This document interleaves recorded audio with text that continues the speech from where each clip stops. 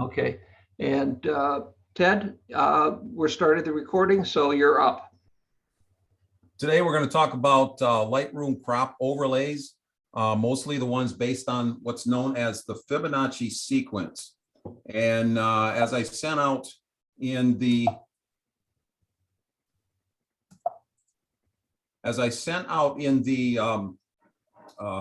email, or as Paul did, we're going to answer the questions: what does rabbits and lettuce, music, the Parthenon, the Mona Lisa, pine cones, hurricanes, and cropping a photo have in common? Sounds kind of unusual, but believe it or not, they are all in many ways related. So we're going to do this in steps. We're going to talk just briefly about Leonardo Fibonacci himself. Then we're going to talk about his numbers, the golden ratio, the Fibonacci spiral, and the golden triangle. And then finally, in the end, we're going to show some examples, both that I found online and some of my own, as to how to use this crop in Lightroom. So let's get started with Leonardo Fibonacci. He lived in the late 1100s, early 1200s, and he was a mathematician. What he is most known for nowadays is, if you look at the bottom right corner of this screen, he was trying to solve a certain kind of math problem that had come up, a series of numbers that had come up in a publication. And what he did was he observed pairs of rabbits in a field for a period of time, and tried to find out how rapid the rabbits multiplied month by month over the period of 12 months. And what comes next here is kind of somebody's chart as to what he came up with. So you see January through June, and you see the rabbits and their multiplication process. And at the far right, you see some numbers. So starting in January, there was one pair. February, there was one pair. And then it moved up to 2, 3, 5, 8, etc.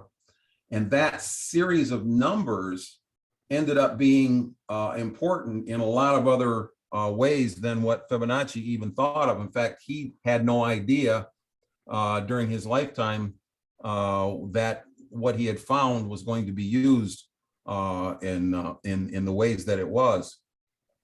So one of the things that's that we have to do, first of all, is kind of show where those numbers come from. So we're going to show the generation of Fibonacci numbers, so you know what they are and how to get them. You don't have to remember how to get them, but you need to know what they are. So even though a Fibonacci sequence of numbers can start with 0, normally, since it's just 0, they don't start with that number. They start with a pair of ones, which you saw for the first 2 months of rabbits was one pair of rabbits each. To get each consecutive number afterwards, you simply take the last 2 numbers in the sequence and add them together. So our next Fibonacci number would be 2. Take the last 2 in the sequence now, you have 1 plus 2, and you get 3. At this point, you add the last 2 and you get 5. You add the last 2 and you get 8. And you can see that this kind of gets rather large rather quick. I mean, if you add 55 and 89, I think it's 144, and then it goes up from there. So each number in this sequence is known as a Fibonacci number. So 4 is not a Fibonacci number. 6 and 7 are not Fibonacci numbers. Just the ones that are generated by this sequence are known as Fibonacci numbers. And that is the key to understanding some of the rest of what's going to go on here. So the next question is, where do we see Fibonacci numbers around us at times we don't even realize, other than the reproduction of rabbits?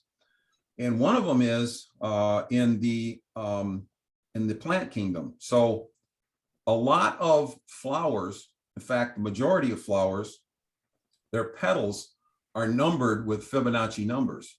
The calla lily, for instance, has 1 petal. There's 2 petals. We have 3 petals. We have the columbine, 5 petals, 8 petals, 13 petals. These are all Fibonacci numbers. Shasta daisy 21, field daisy 34.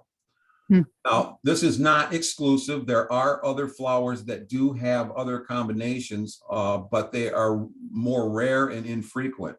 The vast majority of flowers have a petal formation that conforms to the Fibonacci number. Also, there are some others, things that are kind of important. Plant branching, whether it's a bush or a tree or whatever, their branching patterns follow the same kind of number sequence. And you can see at the right where they've taken this plant, made a drawing out of it.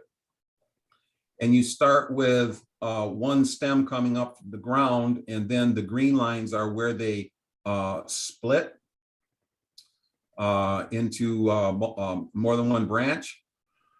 And as you work your way up between the stems and the branches, each number that you see, whether it's the green or whether it's the brown numbers, are Fibonacci numbers. And there are other ways of looking at plants where these numbers seem to show up fairly often. We also see those numbers very frequently in certain kinds of fruits and vegetables. For instance, the lettuce having 5, which is a Fibonacci number, stems or whatever coming from the center there, or the apple or the banana or others. In Western music, this is not true necessarily of music from other parts of the world, but at least in Western music, the scale that we use is based on Fibonacci numbers. For instance, the major scale, the diatonic scale, where there's no half notes in between each, you have 8, do, re, mi, fa, sol, la, ti, do. And the chromatic scale, which uses all of the half notes in between, is 13. And at the same time, if you take, for instance, a major chord of any particular key, it's going to be the 1, the 3rd, and the 5th, which are also Fibonacci numbers. That's the most pleasing sound that you can have, is that and the most solid chord, so to speak, the base chord of any is a 1-3-5 combination. Some have even noted that major parts of anatomy are based on Fibonacci numbers. Here we have a guy that put up a slide that talks just about the human hand and how each part of the hand is based on the same kind of number combination.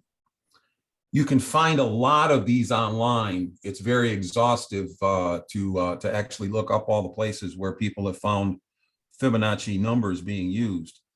But we need to get farther into this and talk about something called the golden ratio before we can get into the spiral and some of the other things we're talking about. So that's what we're going to do now.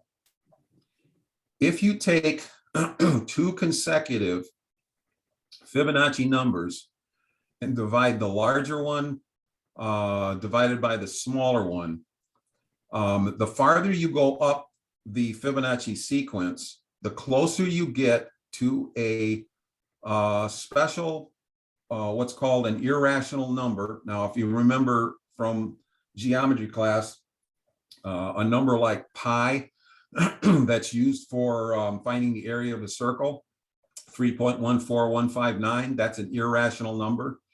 And the reason why it's irrational is because it has no repeating pattern as it goes out through all the decimal places. Well, this number here,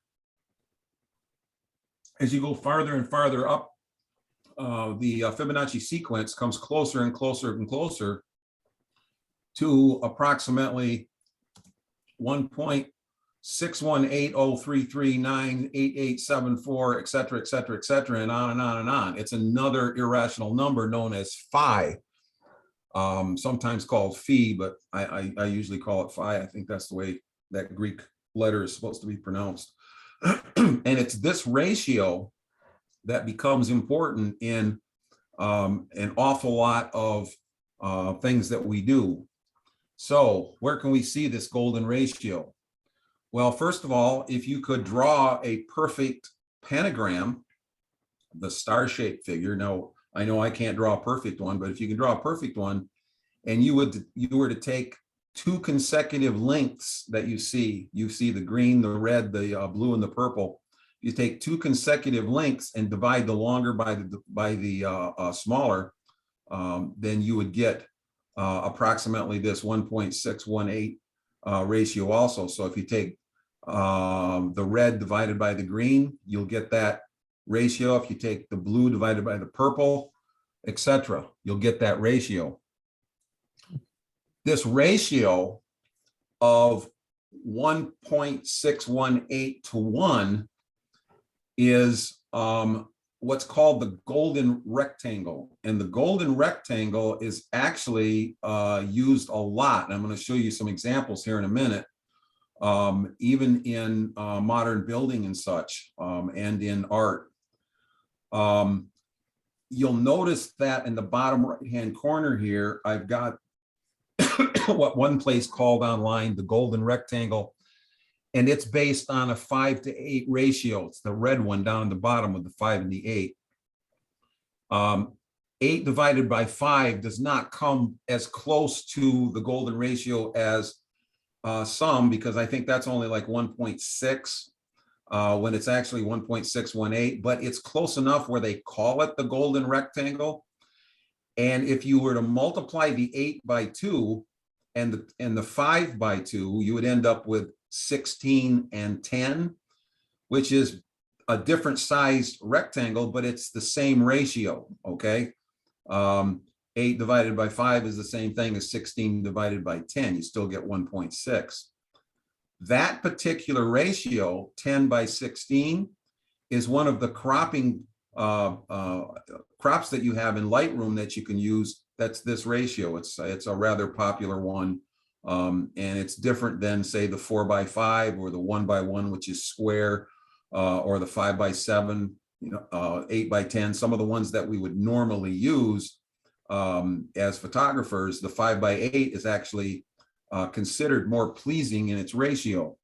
And where we see that, before Fibonacci was even born, back during the BC, I'm trying to remember how far back, several hundred years BC, the golden ratio was used in Greek sculpture. They know now that a lot of the sculptures were based on this same ratio. So the torso, the head, the features of what they considered the perfect human were based on the ratio of the golden section, or the golden ratio, as they call it, the golden rectangle. Even their architecture was the same way. The Parthenon has what's known as the golden ratio, these golden rectangles all over it. They knew this when they were building this in the 5th century BC, and used it, and it's doubtful whether it was accidental. There's too much of it to be accidental. But even moving several hundred years, or a couple thousand years, not a couple thousand, but over 1,000 years forward, Leonardo da Vinci, they know for sure, used the golden rectangle for the basis of a lot of his work. And here we have the Mona Lisa, and we have the Last Supper, and you can see the rectangles all over in both of these particular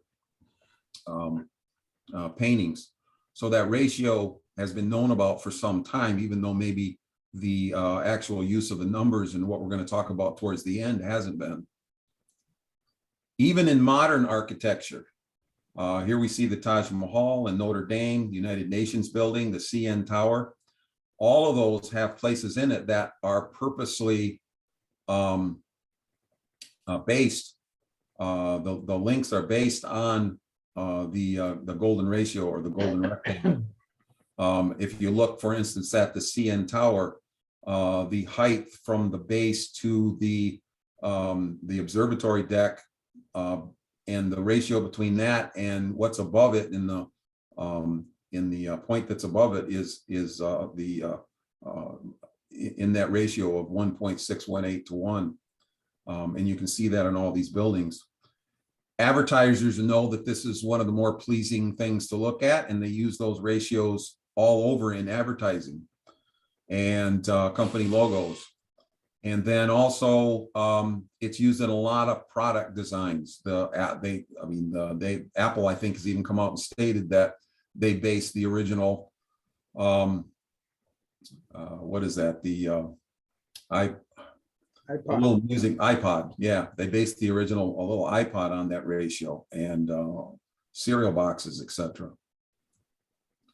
All right, so from there, now that we understand what the numbers are, or we understand where the golden ratio comes from, I want to talk now about the spiral, which is the thing we want to get to the most. If we take a 1x1 square, doesn't matter what size that one is. It can be 1 inch, it can be 1 meter, it can be 1 mile. It doesn't really matter, but it just has to be a square that is our base number. And from there, we build squares that are made out of Fibonacci numbers. So the next one would be a 1x1 square.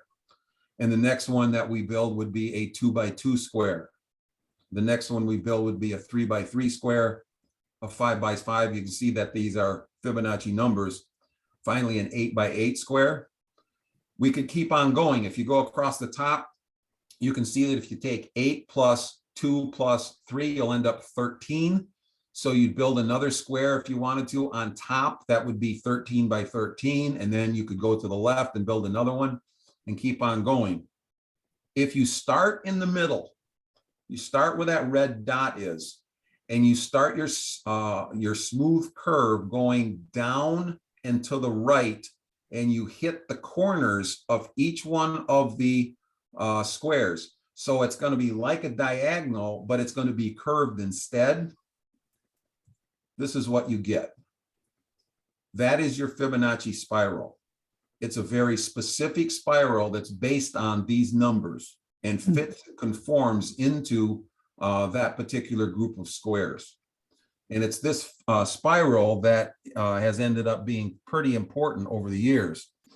The sides of each of the squares is a golden number, and the length and width of any of the rectangles inside are in the proportion of the golden ratio.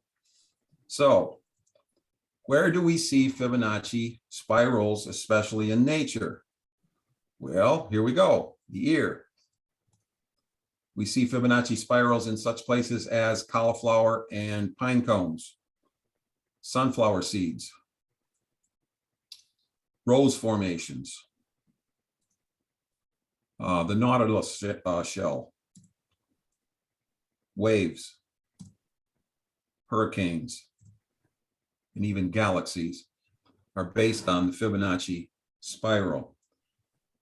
This one is kind of interesting because they have taken 2 of those grids and placed them on top of each other in opposite directions, so that you end up with 2 tails, 2 different Fibonacci spirals going in the opposite direction. So it's a little more complex one. And here's a few other places where people have noticed that Fibonacci numbers are showing up as far as the spirals. So the question is, where do we see these Fibonacci spirals showing up in art? And I found a few on the internet that I want to show first. Here's a couple.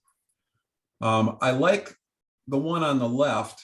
I wish that Lightroom would allow us to take that spiral and twist it like this, because sometimes the spiral could, like this painting, work if it is shifted at an angle of some kind or another. But here's a few more where people have noticed that photographs are based on the Fibonacci spiral.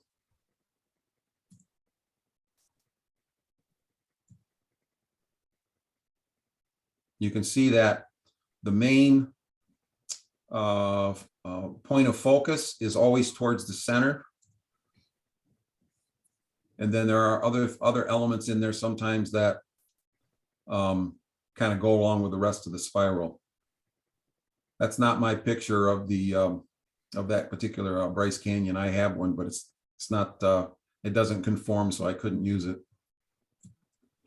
All right, so We found out about the ratio, etc. Now I want to talk just briefly about the golden rectangle, the Fibonacci spiral, and the triangle that is generated from it. And that's the new one that I found that I didn't realize was actually one of the crop overlays in Lightroom, and didn't really realize what it was. So I learned a little bit about that one as I was preparing for this.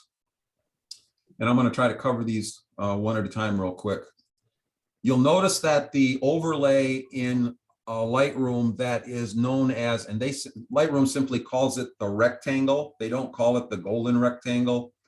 So when you see the one that says rectangle, that's what it is. It's different than the rule of thirds. If you'll notice real close that the rule of thirds basically divides the screen equally into a tic-tac-toe board, whereas the golden rectangle divides it into rectangles with the ratio of the golden section. And you can see here that this is the same overlay with that 1 and that 0.618 approximate ratio. So each one of those rectangles is based on a Fibonacci, the Fibonacci number sequence.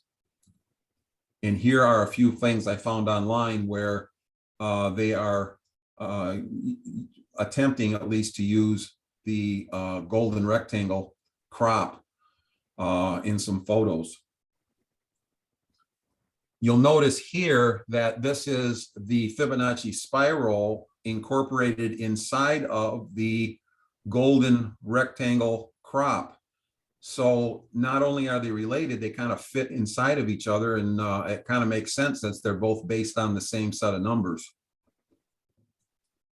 Here we have a couple of examples of using that Fibonacci spiral in photos as an overlay.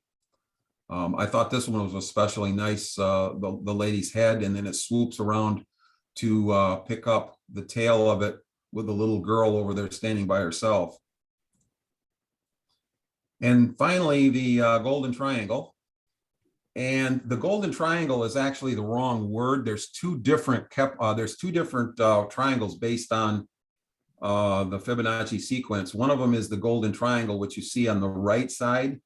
It's an isosceles triangle, and the two equal legs are in the relationship with the base as the 1.618 to 1 ratio. The one that Lightroom uses as a crop overlay is actually technically known as the Kepler triangle. And it does not use the word Kepler, it simply says triangle. And you can see that it's drawn using the rectangle overlay that it also uses. So those red points become important, and the triangles, the 4 triangles that are generated there are actually right triangles. And the legs of those, in other words, the 2 shorter sides, I'll show here with the mouse, these blue lines here and here are in the ratio of the 1.618 to 1. And so is this larger one here, and so is this one, and so is the bottom one. And you can see a little Pythagorean theorem being done here on that particular Kepler triangle, which I said Lightroom calls simply the triangle crop instead. This is what it looks like when it shows up in Lightroom. We're going to see that in just a second, but that's what the crop looks like. And now you kind of know where that comes from, which I didn't before I started looking into it a little further. And here are some photos I found online that basically conform somewhat to that particular crop.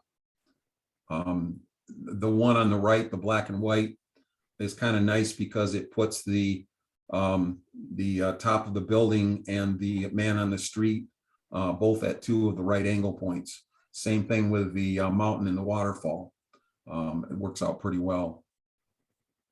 So I took a few of my own photos and kind of put them up on that crop and see if I could find any of my own photos that would look look good cropped using the Fibonacci spiral. And these are a few that I came up with that I thought maybe I should start using that crop more.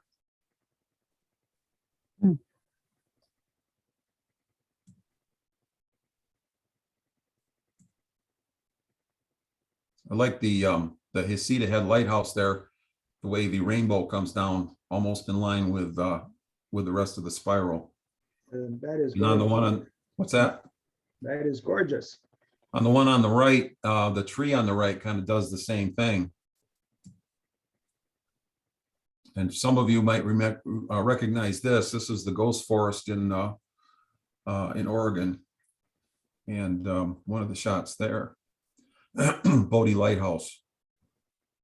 Ted, let me interrupt just for a second. Yes, absolutely. You and I had a perfect day at the Ghost Forest, but Yeah. when I got there in the fall, the sands had come in and covered up all the stumps. Yeah, there were one or two little ones, but we got some birds and beautiful beach. But just so everybody knows, if you go to the Ghost Forest along the Oregon coastline, you want to do it in the spring because the whole season brings in sand, and then in the winter it washes it out for the spring again. Okay. And we got quite a few shots. We got pretty wet, but we were out there at least a couple hours, I think, before we started getting too deep. We had to come in. Yeah, and it was beautiful, and I had built it up so much before arriving, and then I got there, and everybody was kind to me because it was sand. Well, some of that stuff you can't know ahead of time, just. No, I know. But Ted can verify it's beautiful out there when you get there again. It But is. don't- So Paul, you will plan your next one a little more appropriately. Yeah, we believe you, Paul. Okay, Paul, I'm gonna come to your defense. I'd rather have the Japanese maple tree in colors than, Oh, than yeah. that. Yeah, I agree, Charlie. Well, that's true. That was wonderful. I like the way this one conformed more with the not just with the sun, but with the coastline. Yeah. This is actually up in Mackinac. It's the Dark Sky Park, and that's the building where the observatory is. And I just took a walk way around the coastline at sunset and found this spot, and ended up being a pretty good place to take. No, it's gorgeous. All right, so at this point, I'm going to switch screens, and I'm going to, I gotta remember how to do this. Yeah, I'm going to go into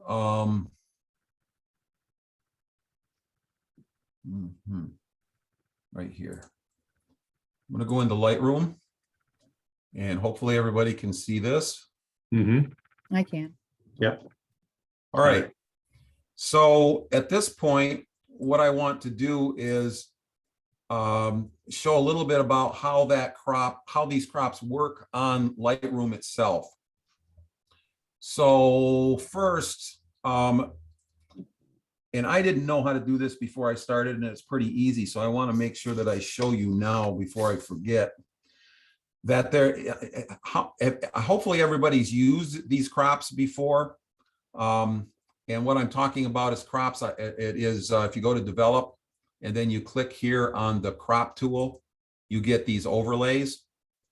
And you can cycle through these overlays by pressing the O key. Okay.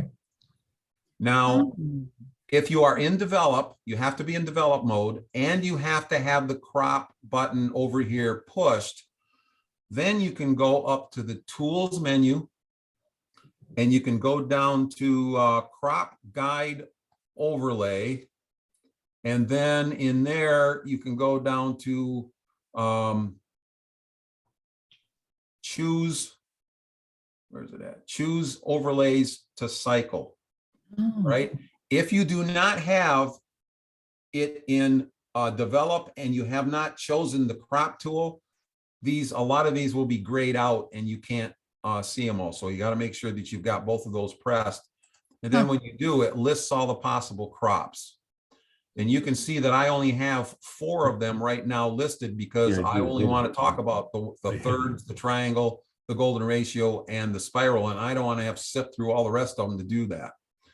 So those are the only ones that I'm going to be cycling through. When I originally did this photo of a bee, I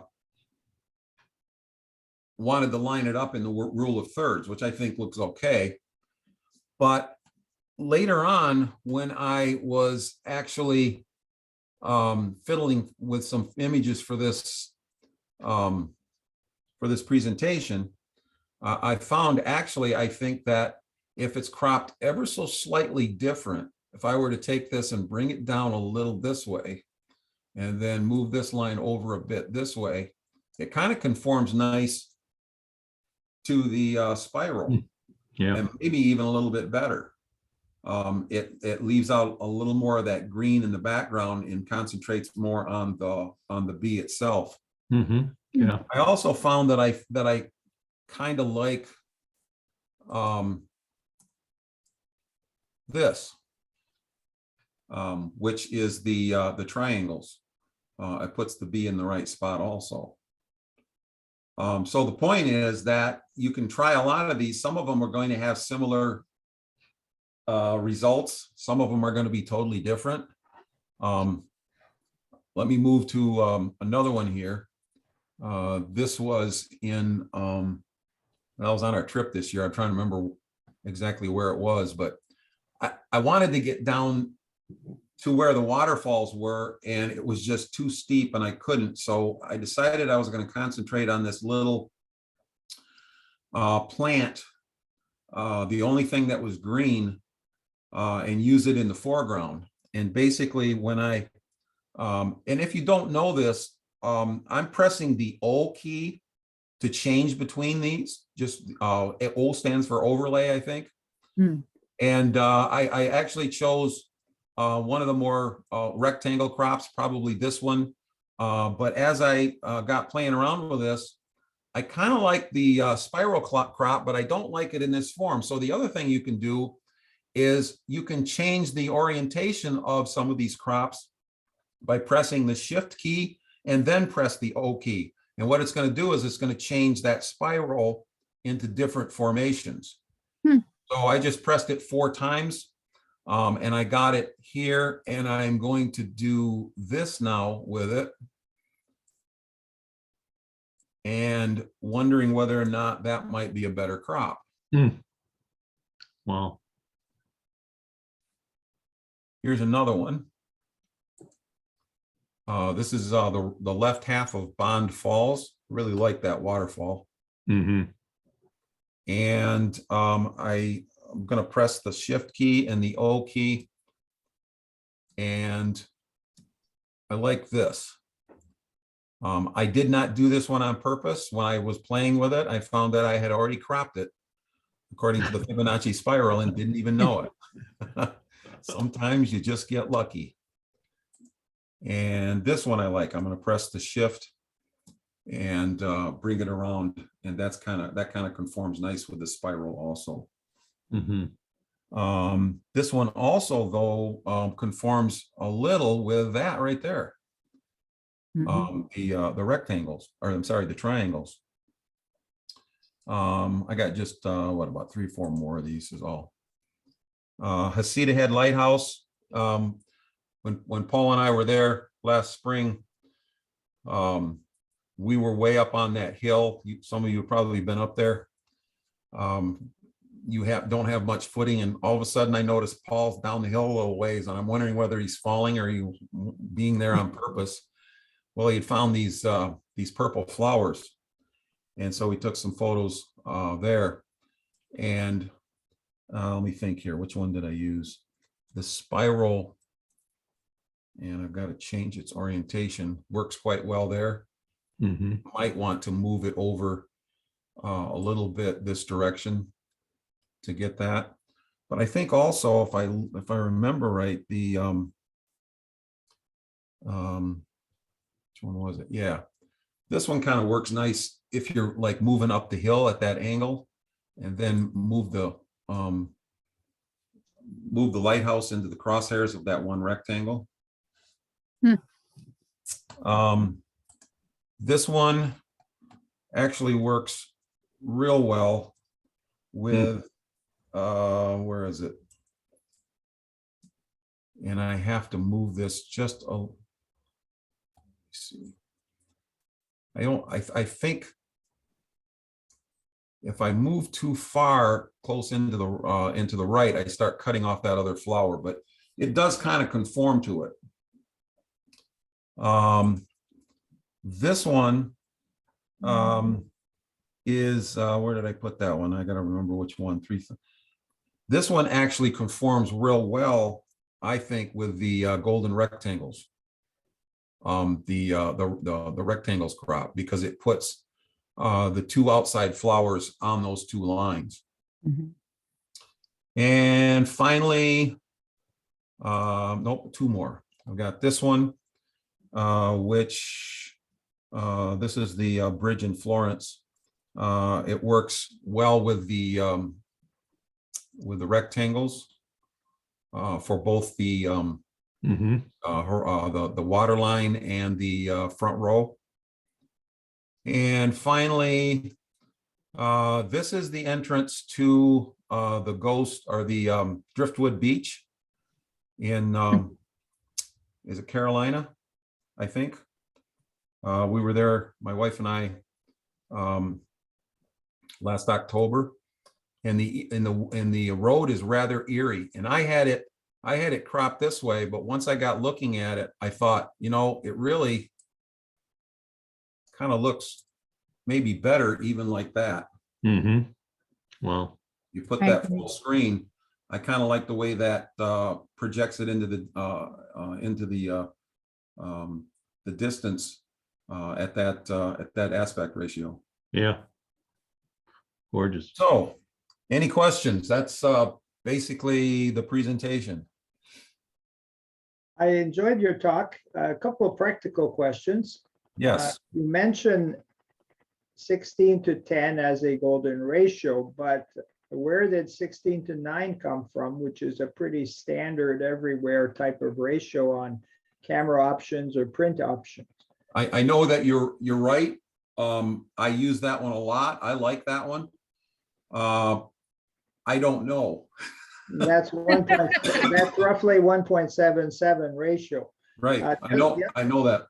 The other question is, when you use these golden ratios and so on, overlays, it changes the external ratios in the rectangle. So as a practical matter, if you're trying to get these things printed or framed, Yeah. are you going to have more trouble finding, you have to pay extra to custom print them because Well, you don't really have to pay extra as much as I've done a few that way myself, where I've had like a 16:9 ratio of a couple of shots that I've liked. And what I basically do is I use a crop that has the length that I want, and then there'll be white either on the top and bottom, or there'll be white on the left and right, which will have to be cut off. So you'll be paying for a slightly bigger print than what you would be paying for if you got the whole thing. and then of course you'll need custom frames and everything else. So But with mats, it's not really that, you know, if you're going to mat it, it wouldn't be that difficult. But there are frame places online.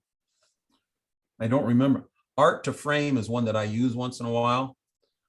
They actually will make these to exact specifications, and they've got all of those different kinds of ratios that you can get a lot of different kinds of lengths and widths to your frames. Mhm. I think there's other places that do the same thing. So you can actually accommodate that. You're just not going to be able to go into Walmart and buy a frame that way. well, Paul, you make frames and stuff. What do you think about all this? No, I'm not. I do frames for the art fairs, and I do it all the same size, because if I tried to get it custom framed for each size, I would spend so much time chopping and joining wood that it wouldn't be worthwhile. But as far as the cropping that Ted's doing, if you're doing specialty things for yourself, you know, it's I know quite a bit about cropping, but this has opened my eyes quite a bit So thank you, Ted. Especially this last one, with the composition using the Fibonacci spiral. I've never done that before, so I will be using it in my post-processing from now on. Yeah, Thank I you guess for that comment, Paul. yeah. What I'm thinking too is that if you print it and then you're going to mat it, then that could work out with a standard frame. Yes. Your borders on your mat are going to be a little bit different, maybe not as the same ratio and so forth as you had, but yeah, it could work. It's cool. I Well, I have, want to congratulate you on the hard work that this took to do that. I really appreciate the open my eyes, just like Paul said. And Yeah. the other thing I've been thinking, I've known about this spiral, all kind of stuff, but I've never actually had a little aid when I was actually photographing. I'm thinking about making a little card, with a cellophane in the middle with the triangle built in it, so I can start looking at stuff more Oh, often. like through the live screen? Yeah. Oh, that's an idea. big Mhm. live screen overlays, and Charlie, you could market those. That's right. I'm too busy. Like, But yeah, like, but this like whole thing has Turkaway. been very, very well worth it. I appreciate it. Yeah, Somebody thank else said you. they had a question, I think. No one? No, I really enjoyed this, and to be honest with you, I play with the cropping, and I know, some things are definitely more appealing, but I don't know why. So, and I've never used these overlays. I didn't even realize they were there.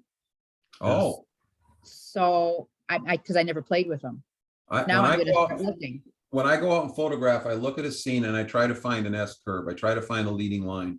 I try to find interesting things in the foreground, and I try at least to approach a photo where I'm thinking of the rule of thirds as best I can.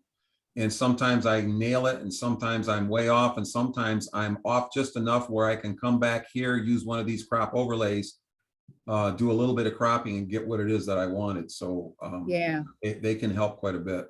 Mhm. I really appreciate it, because I will look at things a little differently now. Yeah, I don't use Lightroom much, so I didn't know about this. I will look at it more closely now. Yeah, me too. Thanks, Ted. That's a You betcha. very. Yeah, thank you very much. That was, interesting it was really fun. background. Phyllis,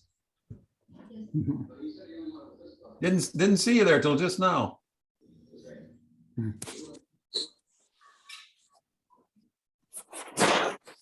There you go. Now we can see you.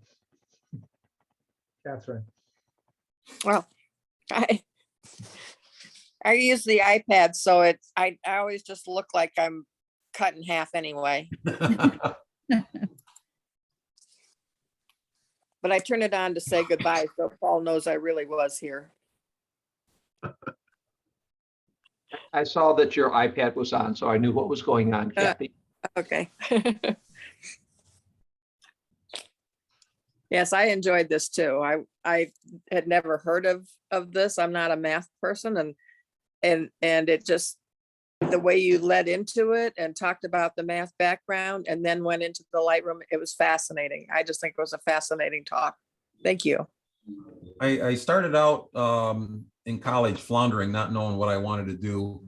And eventually I settled on education, and I had an advisor that was both in the math department and in the education department. And she really helped me a lot, but she guided me towards originally getting a degree in elementary education. And since she was a math person, these kinds of things came up a lot.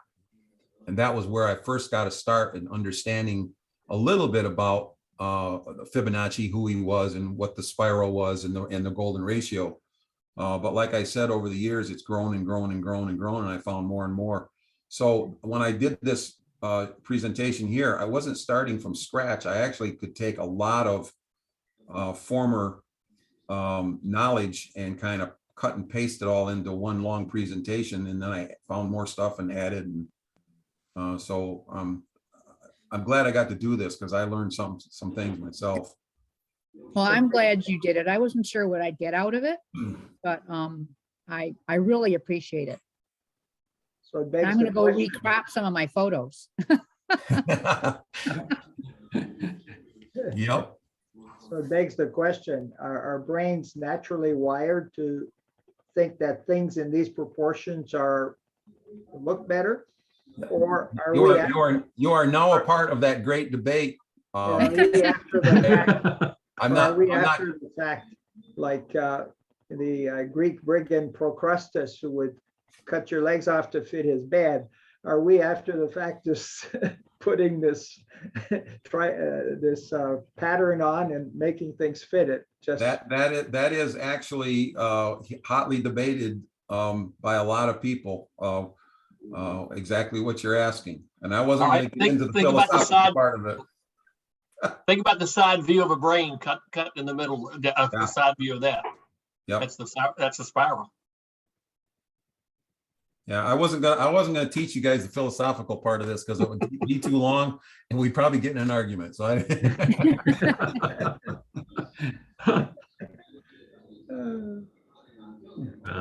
so next you will see how fractals work with this. Ted, I really appreciate all the work you put into this. It was a great presentation, and I know everybody's enjoyed it. I'll be sending it out to the regulars that are on the Zoom meeting with us later today, and everybody that's here today. I'm going to stop the recording in a second, and people can go ahead and keep talking. Is there any other questions that people want to ask Ted before I stop the recording? Thank you, Ted. Okay. Great job, Ted. Thank you. Thanks. Yeah, thank you very much. That was Dylan. excellent.